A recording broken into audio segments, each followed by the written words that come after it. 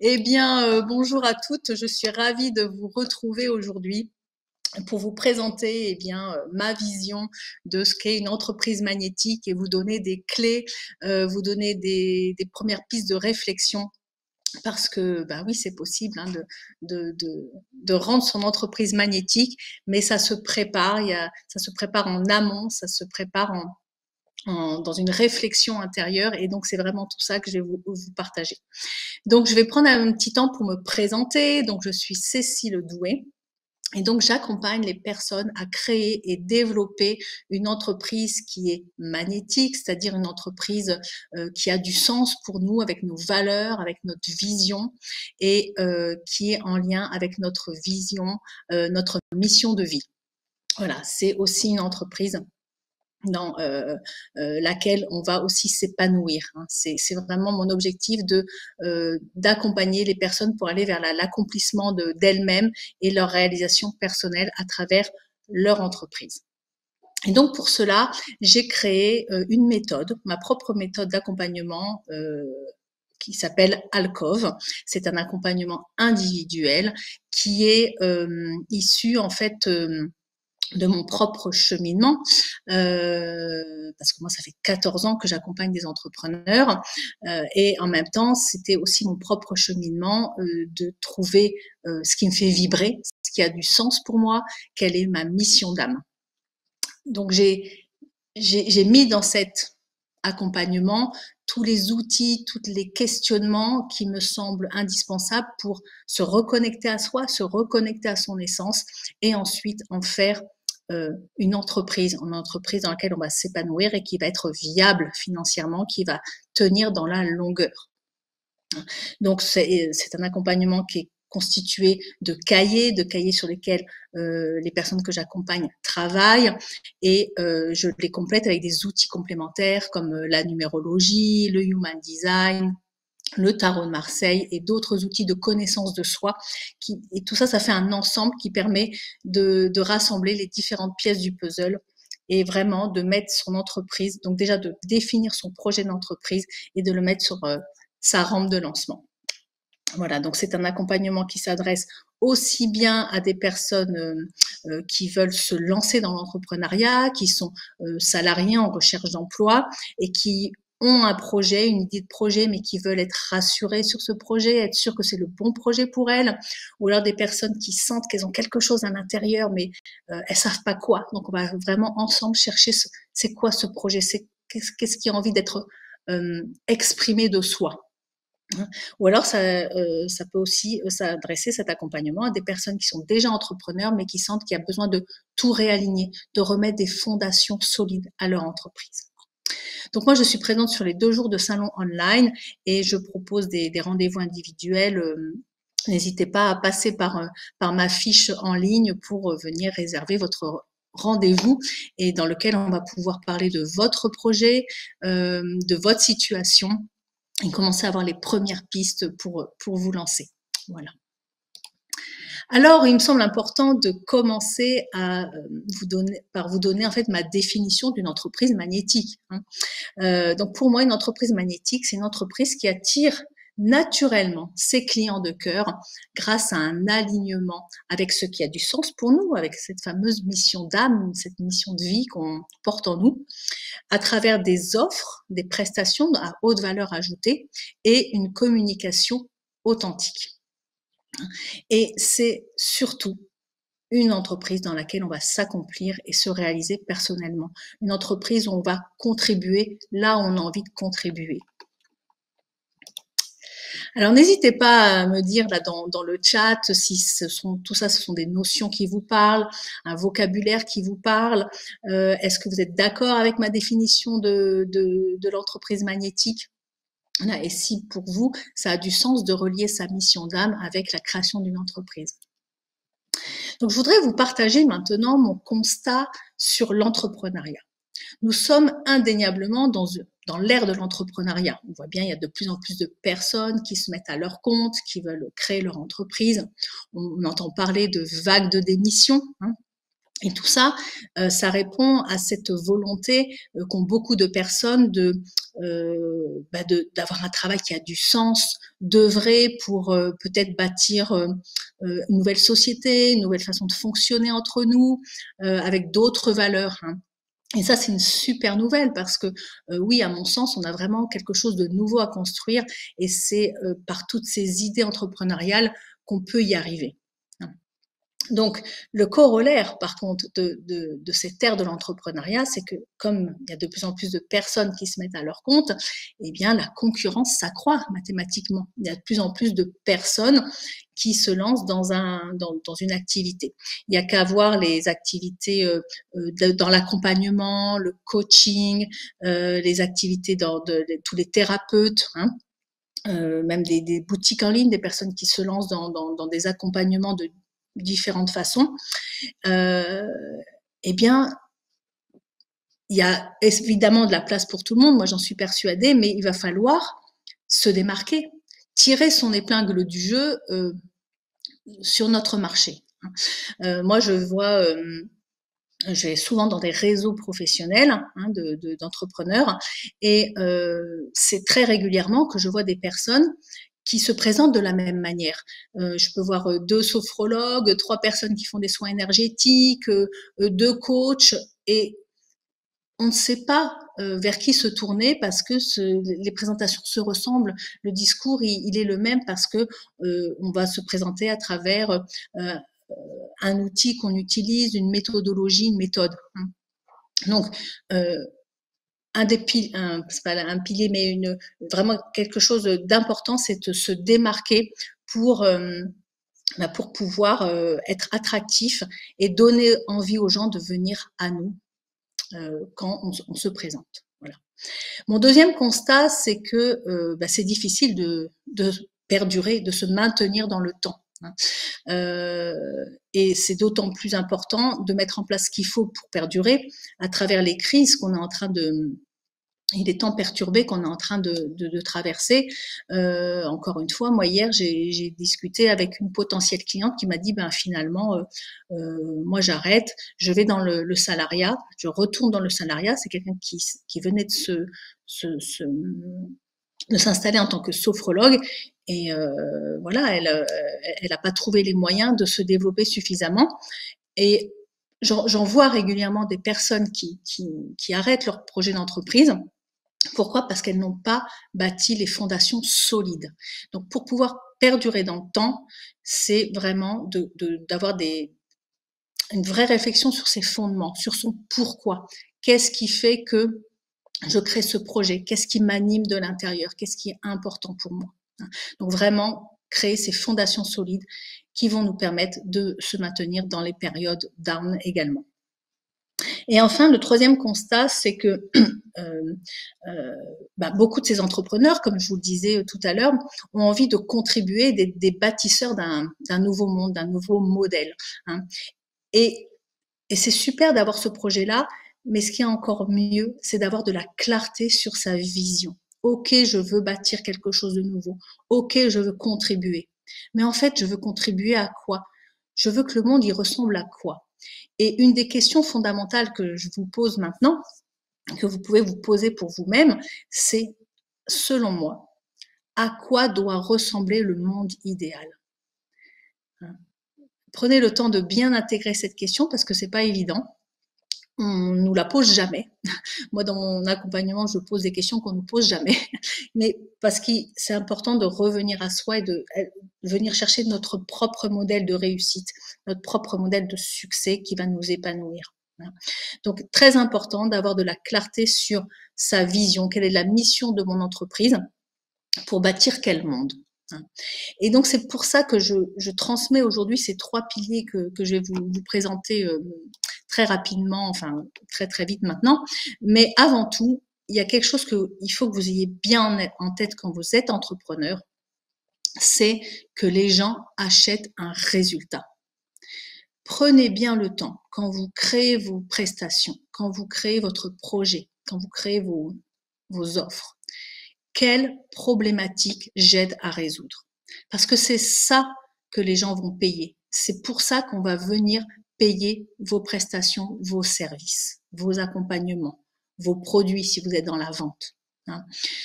Même dans la vente de produits, ça peut correspondre à une vision du monde. On peut choisir de vendre tel type de produit parce que ça a du sens pour nous, ça a de la valeur dans ce qu'on veut transmettre. Donc, les gens vont pas acheter votre outil, votre méthode, ils vont acheter la résolution de leurs problèmes. Je vais vous illustrer ça par exemple avec la naturopathie. Il y a beaucoup de personnes qui se forment à la naturopathie, qui se lancent en tant que naturopathe. Mais ce qui est encore plus intéressant, c'est de savoir quel type de problématique vous aidez à résoudre avec la naturopathie. On peut résoudre des tas de problématiques. Et moi, je vous invite, donc une naturopathe, d'ailleurs, je viens de terminer l'accompagnement avec une naturopathe, c'est de savoir finalement vous, cet outil-là qui est la naturopathie, vous voulez l'utiliser pour résoudre quel problème? Est-ce que vous voulez accompagner des personnes qui ont des problèmes de santé, qui sont peut-être dans des traitements médicaux lourds, ou qui veulent être dans la prévention de la maladie? Est-ce que vous voulez aider des sportifs qui ont besoin d'avoir une alimentation qui leur correspond et le physique qui leur correspond? Est-ce que vous voulez aider les personnes à perdre du poids, avoir une alimentation équilibrée? Il y a tellement d'objectifs avec cet outil qui est la naturopathie. Donc, réfléchissez, prenez le temps de répondre à cette question que je vous soumets à nouveau. Quelle problématique voulez-vous aider à résoudre? Et ça, c'est fondamental quand vous allez déployer votre communication et vos offres. N'hésitez pas à me dire là dans le chat si ça vous parle, si vous avez eu ces réflexions-là. Peut-être que ça vous amène déjà des réponses. Donc, on va aller sur ces 3 piliers maintenant d'une entreprise magnétique. Pour moi, les 3 piliers d'une entreprise magnétique, c'est l'alignement. L'alignement à sa mission d'âme, à sa mission de vie, à ce qui nous fait vibrer. Le deuxième pilier, c'est la connexion avec son marché, avec sa clientèle. Et ça se passe à travers le fait de prendre sa place sur son marché, de se positionner et de vendre. Parce que oui, il va falloir vendre nos offres, vendre nos prestations. Et le troisième pilier, c'est celui de la visibilité.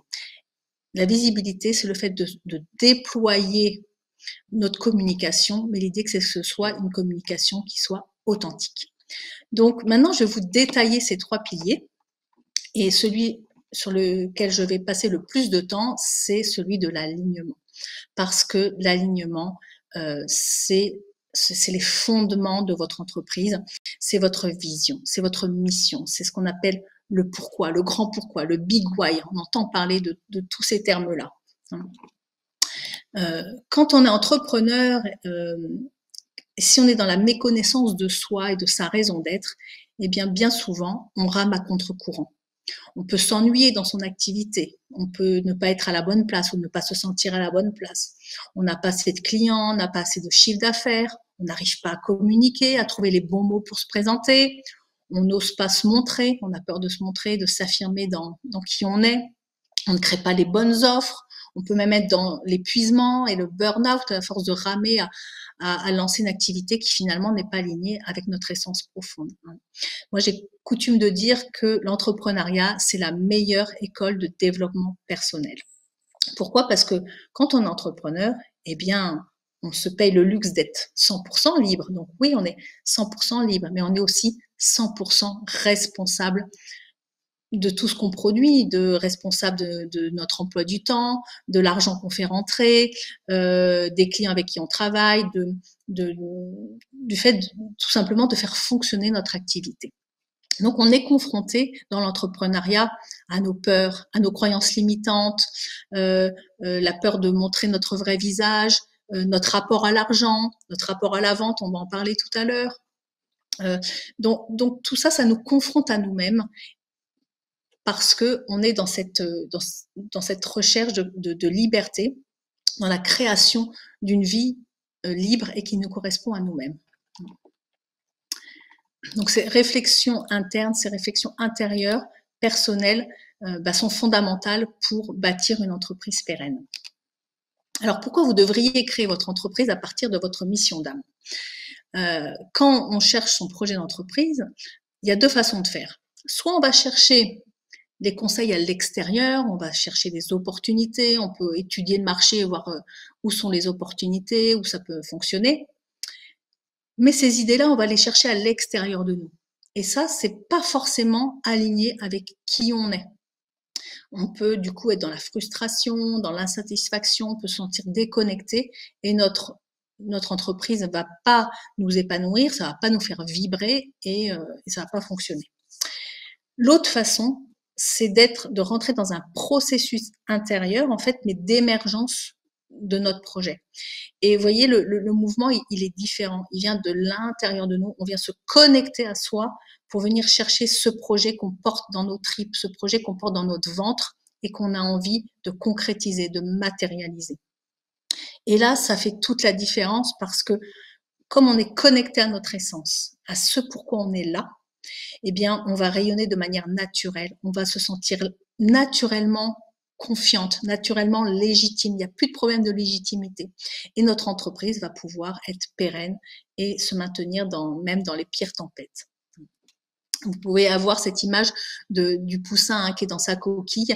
On sait bien que si on vient casser la coquille de l'extérieur, eh bien le poussin il va pas pouvoir vivre. Alors que s'il casse sa coquille de l'intérieur, c'est là où il va vivre, où il va pouvoir respirer.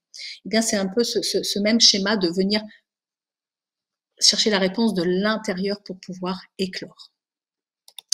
Donc notre mission d'âme, c'est vraiment notre première sécurité. C'est ce qui va nous amener notre sécurité intérieure et également notre légitimité et notre confiance. Maintenant, le deuxième pilier d'une entreprise magnétique, c'est la connexion. Et ce deuxième pilier, dans ce deuxième pilier, il s'agit de prendre notre place sur le marché. Comment en définissant notre modèle économique, qu'est-ce que je vais vendre, à quel prix, comment je vais pouvoir rentrer suffisamment d'argent pour pouvoir vivre de mon activité, et c'est vendre. Hein, c'est vraiment tout ce qui va nous connecter à notre clientèle, à notre marché. Donc, en créant des offres qui sont alignées et qui sont à forte valeur ajoutée, rappelez-vous, hein, quelle problématique j'essaye de résoudre, et c'est là où elle va être la valeur ajoutée de ce qu'on va vendre.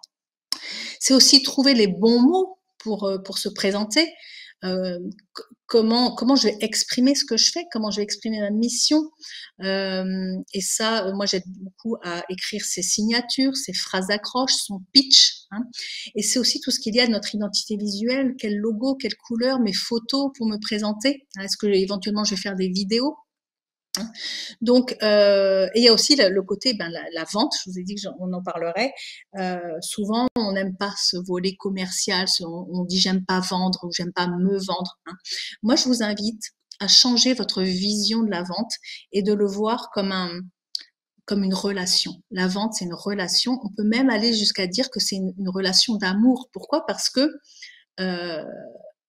si on ne vend pas, hein, on ne peut pas proposer notre valeur ajoutée aux personnes qu'on a envie d'aider. On est bien là pour leur faire une proposition qui va les aider à se transformer, à avoir une meilleure vie, à s'élever, hein, à avoir quelque chose de meilleur dans leur vie en tout cas. Donc, voyez la vente comme une relation, c'est se mettre au service de la personne et c'est hyper important d'être dans l'équilibre du donner et du recevoir. Je donne une prestation, je donne quelque chose et en échange, il y a une rétribution et ça, on doit être aussi en tant qu'entrepreneur garant de l'équilibre de l'échange. Et le troisième pilier que je voulais vous présenter, c'est celui donc de la visibilité. Et dans ce pilier-là, il s'agit de parler de communication, de déployer son activité à travers le fait de se rendre visible et de manière authentique. L'idée, c'est pas d'appliquer des méthodologies de marketing qui nous ressemblent pas, mais on va pouvoir communiquer de manière authentique si en amont, on a fait ce travail d'alignement. Si on sait pourquoi on fait les choses, si on sait à qui on s'adresse, si on sait qu'est-ce qu'on aide à résoudre, si on connaît nos talents, si on a bien travaillé nos offres, eh bien, on va communiquer naturellement de manière authentique. On n'aura pas besoin de se forcer. hein. Donc là, on va parler de nos actions de communication, de la production de contenu, que ce soit écrit, vidéo. Est-ce que je vais sur les réseaux sociaux ou pas? Est-ce que je vais dans des réseaux physiques d'entrepreneurs? Est-ce que je crée un site web? Comment? Qu'est-ce que je mets dedans? Tout ce qui est support de communication et de visibilité. Et c'est aussi, ce pilier-là, c'est oser se rendre visible. Et donc peut-être aller lever des freins à oser briller, oser se montrer. Parfois, c'est pas anodin de mettre une photo sur son profil Facebook ou Instagram, ou bien de mettre sa photo sur son site internet. Il peut y avoir des blocages là. Donc, on peut aller voir qu'est-ce qui fait que ben, j'ose pas me montrer, j'ose pas montrer mon vrai visage, j'ose pas me rendre visible. Or, ça fait partie de notre boulot d'entrepreneur. Donc, je vais vous montrer si techniquement j'arrive à le faire. Je voudrais juste vous montrer cette seule diapo pour que vous ayez bien ça en tête, que vous puissiez l'imprimer. Alors, hop, je partage. Si j'y arrive. Hop. Tac.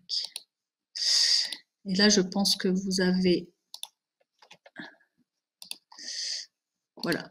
Je vais prendre quelques secondes pour vraiment vous montrer cette diapo-là. C'est vraiment, si vous voulez développer cette entreprise qui rayonne. Cécile, on ne la voit pas.